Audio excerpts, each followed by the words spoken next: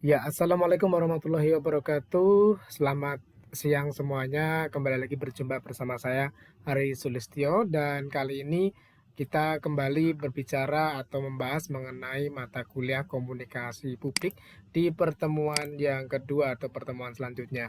Seperti yang kemarin kita bahas, begitu ada berikut ini beberapa topik yang akan kita bahas di mata kuliah ini. Dan kemarin di pertemuan sebelumnya kita membicarakan mengenai pengertian ruang lingkup komunikasi publik, tujuan dan unsur-unsur komunikasi publik, kemudian kita membahas mengenai karakteristik dari komunikasi publik.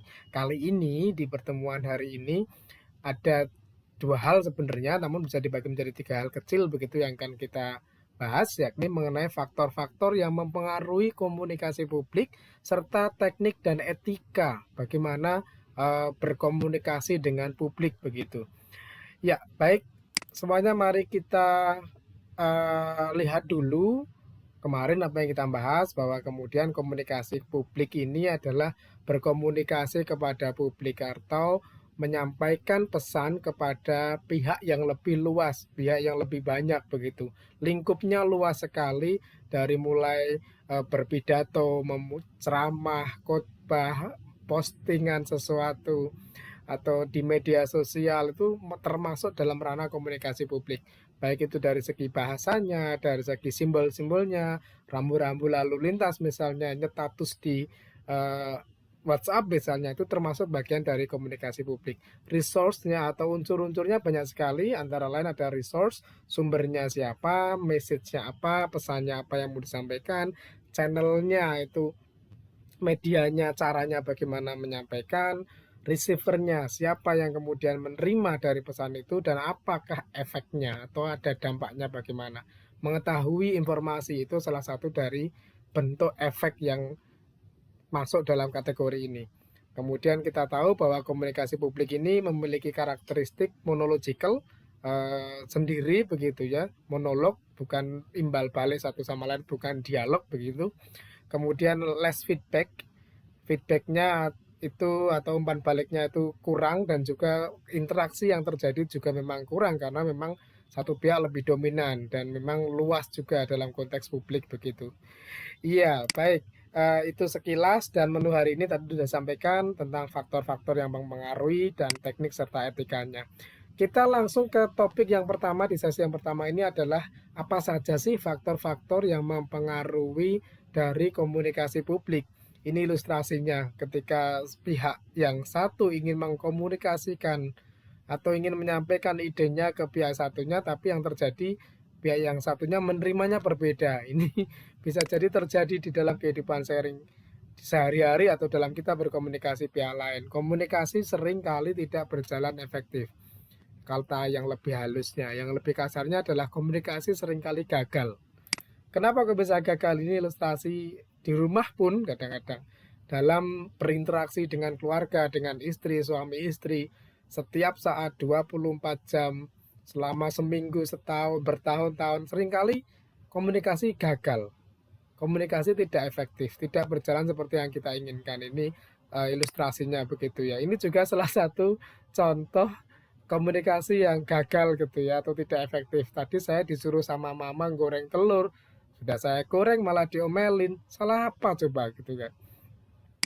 Kemudian ada juga ini konteks WA ini, apa bu gitu kan. Naikin galon, ya bu bentar. Ternyata yang dimasukin naikin galon, maksudnya ibunya adalah memasukkan galon ke dalam dispenser misalnya, atau mengangkat galon ke tempat yang lebih tinggi biar lebih mudah diambil.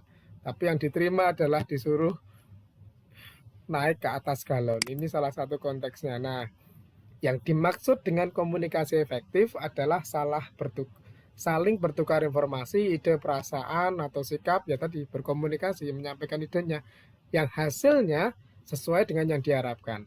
Yang hasilnya ini memberikan perubahan sikap pada pihak yang terlibat komunikasi.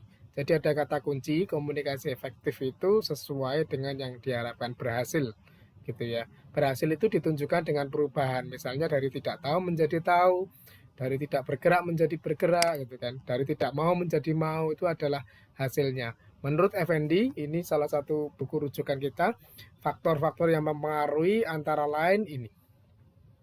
Bahwa komunikasi itu harus tepat waktu, misalnya harus tepat sasaran, komunikasi itu harus lengkap, harus komplit, komunikasi itu perlu memperhatikan situasi dan kondisi, komunikasi itu juga perlu menghindarkan dari kata-kata yang tidak enak, yang tidak pas, yang tidak bisa diterima, dan kemudian adanya persuasi dalam komunikasi, ajakan dalam komunikasi.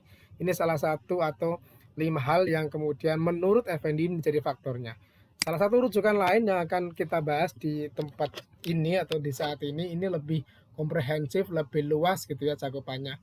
Ini adalah teori yang namanya The Seven Communications.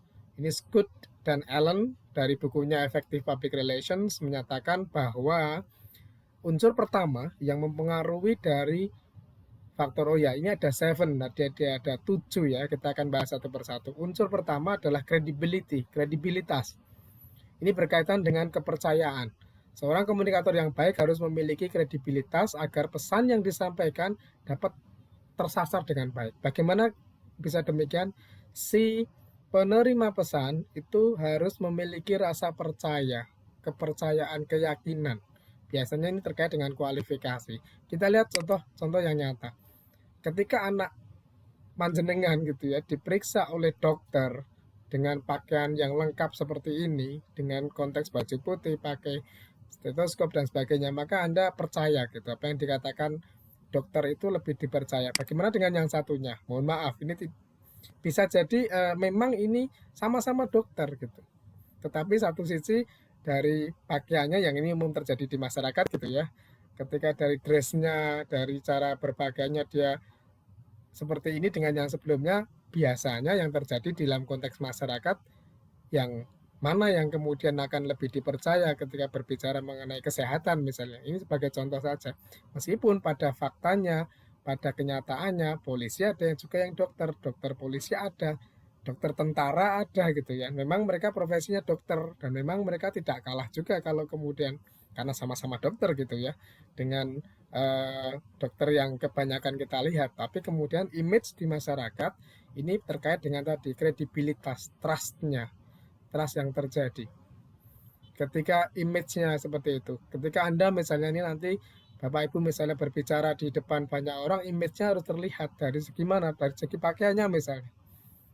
Anda berpakaian gagah, rapi, sopan, berdasi gitu, begitu bicara akan lebih mendapatkan kredibilitas, lebih didengarkan daripada ketika Anda datang dengan sandal jepit, celana pendek, kaos tank top gitu, sport gitu. Mungkin tidak melihat siapa ini ya, gitu, meskipun mengaku saya ini lurah, saya ini kepala desa, bisa jadi orang-orang itu less gitu ya, less credibility. Jadi kadang-kadang konteks Jawa itu sangat-sangat masuk ya bahwa ajining rupa gumantung saka busana itu tadi ya. Baik, lanjut ke konteks yang kedua. Jadi bagian kedua ini adalah konteksnya. Konteks ini adalah berupa kondisi yang mendukung ketika berlangsungnya komunikasi. Agar komunikasi itu berjalan dengan efektif, maka konteks yang tepat menjadi hal yang menarik perhatian dari komunikan, dari para pelaku komunikasi.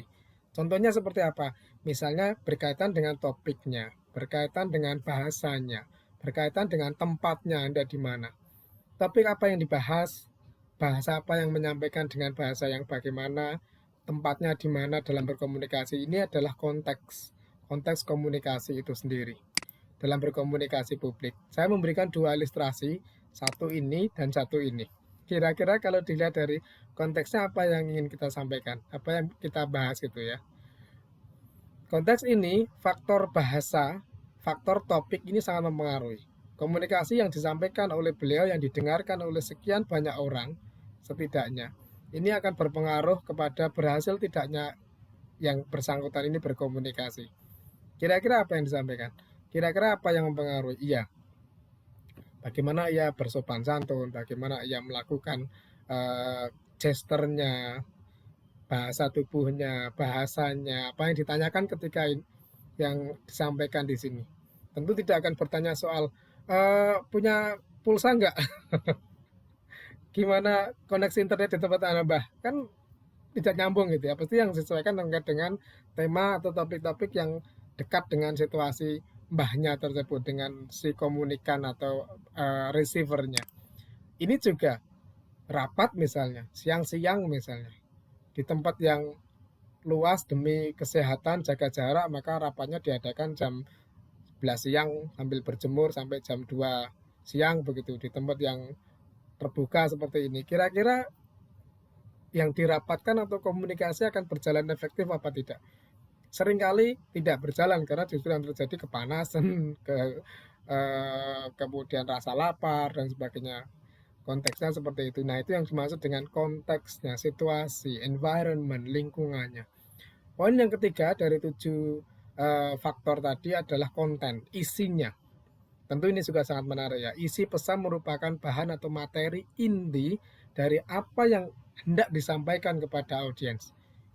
Nah, meskipun situasinya bagus, kemudian tadi orangnya kredibel yang menyampaikan, tapi kemudian kalau isinya tidak jelas, isinya tidak penting, tidak sesuai dengan audiensnya, tidak membutuhkan. Nah, bagaimana konten yang tepat itu ya tadi ya isinya penting. Materi yang disampaikan itu penting, urgent, kemudian sesuai dengan yang ditargetkan, yang diajak bicara, kemudian yang diajak bicara itu juga membutuhkan informasi itu.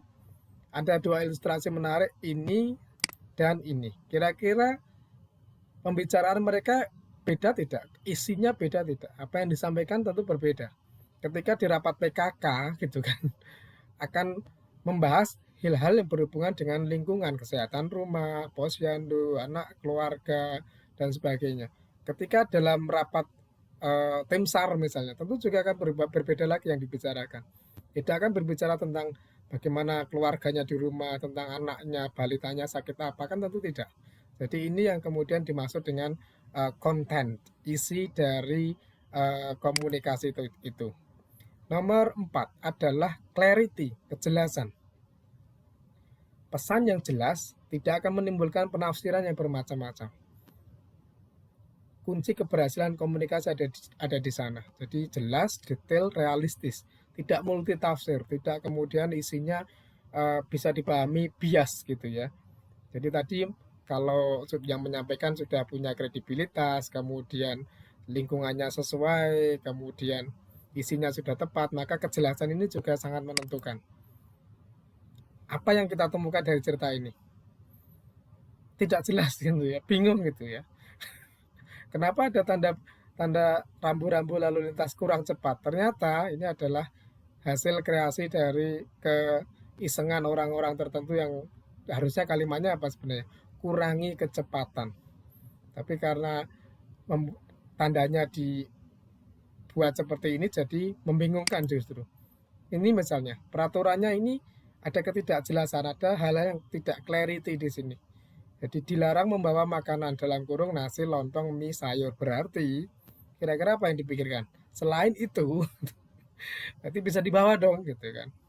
Jadi ada ketidakjelasan dalam konteks ini. Meskipun mungkin secara umum tentu orang memahaminya lebih luas gitu ya, tergantung kepada siapapun. Padahal sebenarnya komunikasi ya seharusnya yang berhasil atau efektif ya sampai pesannya gitu. Faktor kelima adalah continuity dan konsistensi. Continue, berlangsungnya secara terus, menerus, dan konsisten.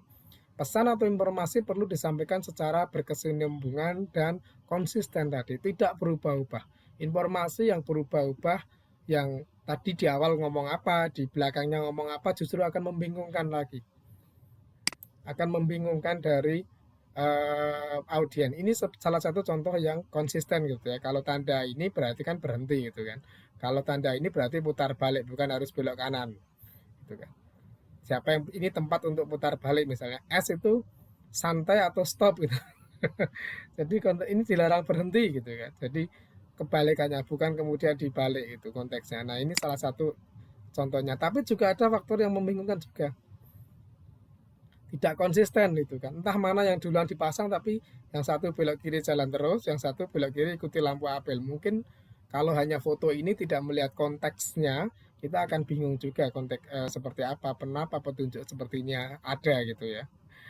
Lanjut ke faktor nomor 6, ini adalah capability dari audiens.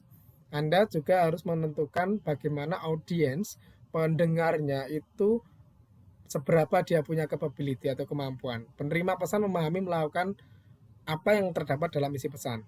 Dalam hal ini, si konteks audiensnya tadi tingkat pemahamannya tentu berbeda dari faktor latar belakang pendidikan, usianya, status sosialnya, sehingga oleh karena itu dalam berkomunikasi itu yang efektif tentunya itu harus menyesuaikan dengan audiensnya. Kalau tadi isinya antara yang dibahas di eh, pertemuan PKK dengan pertemuan SAR itu berbeda, ini juga hampir mirip begitu ya. Ketika audiensnya seperti ini, maka komunikasi harus berbeda dengan ketika audiensnya seperti ini. Kumpulan guru-guru misalnya. Berpidato di depan kumpulan guru-guru menyampaikan pesannya dengan berpidato di depan kumpulan masyarakat petani yang sedang bekerja di sawah. Tentu audiensnya berbeda, umurnya mereka berbeda, tingkat pendidikannya berbeda, sehingga ini juga menentukan dan mempengaruhi dari efektivitas komunikasi. Faktor terakhir ini adalah channels of distribution. Ini bentuk-bentuk media komunikasi yang digunakan, yang juga harus dipertimbangkan secara matang dan sesuai dan tepat sasaran. Jadi intinya adalah menyesuaikan dengan medianya. Ini terutama ketika kita berkomunikasi tidak langsung face to face gitu ya, tidak berpidato di depan banyak orang, tapi melalui media, baik itu media tulis ataupun media komunikasi yang lain gitu ya, agar tidak terjadi komunikasi yang sia-sia misalnya. Ini hanya ilustrasi sederhana saja mengenai apa yang kita bahas tadi tentang channels of distribution itu tadi ya. Zaman sekarang sebenarnya ini juga tidak seaneh dulu lagi gitu ya, ketika di sawah gitu orang memakai atau membawa handphone, petani ke ladang weanan itu juga sudah tidak terlalu aneh begitu. Ini juga ilustrasinya adalah speaker masjid gitu ya. Ini adalah media dalam komunikasi. Tentu apa yang disampaikan lewat speaker masjid ini tentu tidak semua akan disampaikan lewat sana gitu ya. Tertentu saja yang kemudian dibicarakan di situ atau disampaikan lewat corong yang semua orang mendengarnya. Saya kira itu menarik untuk kita diskusikan lebih lanjut. Ini kita akan diskusi langsung dengan praktek yang sudah Bapak Ibu lakukan di tempat masing-masing. Pertanyaannya adalah menurut Anda, menurut Bapak Ibu, faktor apa yang paling mempengaruhi komunikasi publik di tempat Anda? Saya yakin jawabannya akan beragam dan tidak akan sama karena tempatnya akan berbeda-beda. Peran Bapak Ibu sebagai apa di sana? Masyarakat biasa, sebagai pamong desa, sebagai aparat, sebagai guru atau sebagai apapun di situ, ini tentu akan berbeda dalam memberikan pandangan seperti ini. Jadi sekali lagi kita akan hentikan presentasi ini, kita akan mendiskusi, silakan disampaikan pendapat Anda, faktor apa yang menurut Anda paling mempengaruhi komunikasi publik tadi. Apakah ada 7 faktor ya kita bahas dari sini ya. Kredibilitas, kemudian konteksnya, kemudian isinya, atau kejelasannya, atau continuity-nya, konsistensinya, kemampuan dari audiensnya, pendengarnya, atau channel yang paling mempengaruhi. Demikian dari presentasi sesi yang kedua ini, mari kita lanjutkan dengan diskusi. Terima kasih.